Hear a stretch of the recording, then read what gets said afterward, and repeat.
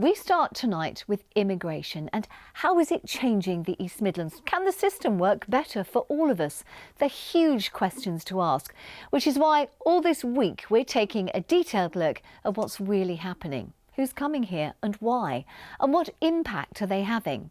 Now, while small boats often make the big headlines, those numbers are actually dwarfed by legal migration. Foreign workers and students are a vital part of our economy. But of course, they're also piling pressure on public services and housing. So let's start with a new push to try and break down barriers in Leicester. Our social affairs correspondent Jeremy Ball reports on how the city is trying to stop people living separate lives. Creating harmony, a Zulu song in a Catholic school where the majority of children are Hindu. Some pupils here at Sacred Heart were born in Nigeria or India. Falaknaz and Adi both arrived in the last 2 years. When you be with different people, you can learn about their cultures, what they like, you can understand them. If I have a friend that, let's say, from India, and it's their birthday, I can get them what they like, and cause I'll know. My religion is Muslim and my religion is Catholic. I want to learn more about her culture and I hope she wants to learn more about my culture. Yeah. The school's helping newly arrived families to integrate here too, because parents who come to this country sometimes struggle to speak English. So they're being invited to language classes here. We have approximately 26 languages currently, and children will be incredibly welcoming.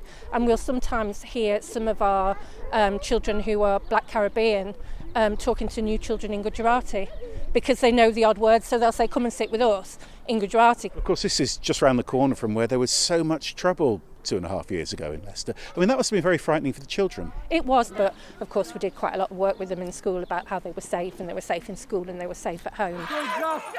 That weekend of violence raised serious questions about how much Leicester's different communities live separate lives. In the city centre, we found opinions deeply divided. They are integrating, yeah. In Leicester, we have got no problem. There's too many people coming into this country. That's how I feel.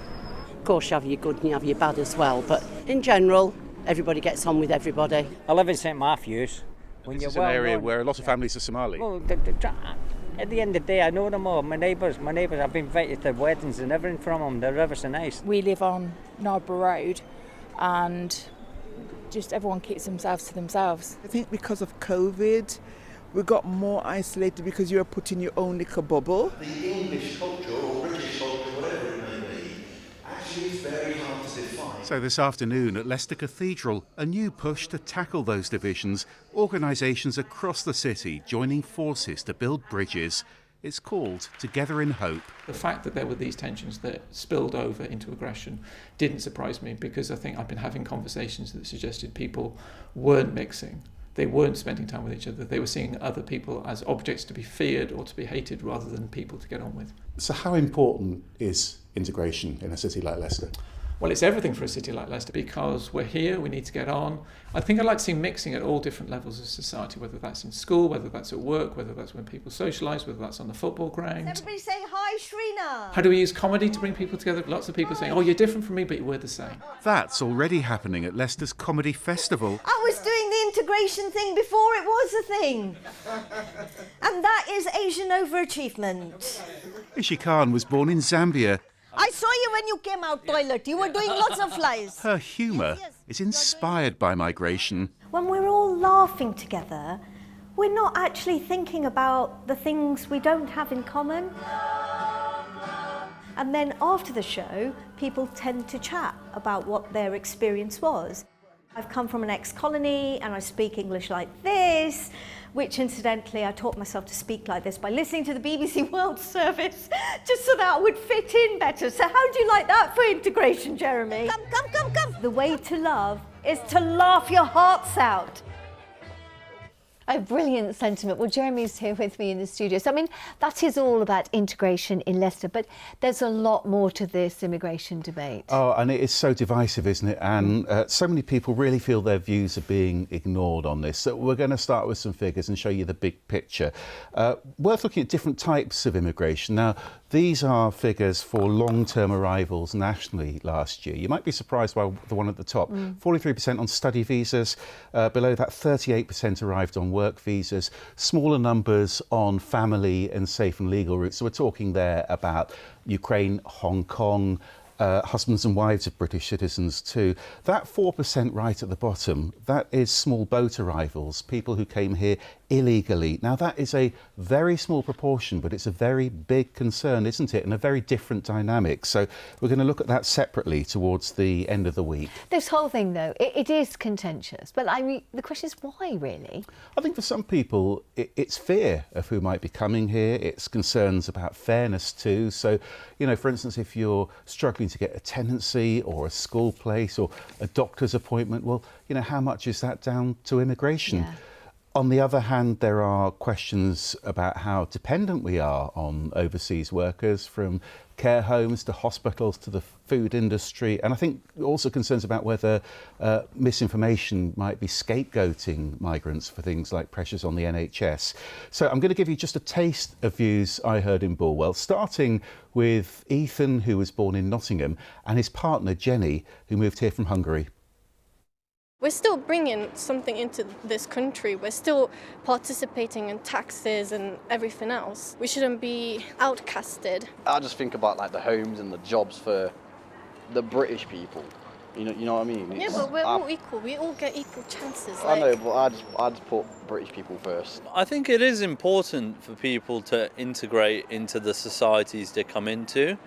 I'm an immigrant. For me, a British thing is like the whole like pubbing thing, but I don't drink that much, but I like the socialising aspect of it. If they're invited to come into the country for whatever reason, I've got no problem. But it's people that come without invitation. We've got enough as a own to look after. Why should we look after everyone else? Do you think it affects you personally? Well, I think it affects everyone, doesn't it? I mean, you've spoken to so many people who've been looking at this for a while. How quickly do you think immigration is actually changing the East Midlands? Well, there have been some really big changes in legal immigration, actually, since the start of the pandemic. And you can actually see the trend of people coming to work and study from outside, mainly from outside the European Union. In this is national insurance registration data. And I look at that threefold rise in only 2 years. That includes arrivals on health and care visas, including people's families as well. Then look what happened in the East Midlands last year on the right. Those numbers halved, almost halved, and that followed new restrictions and on people bringing families and also which jobs they could do. And talking about jobs, you know, our economy is still quite dependent on migration.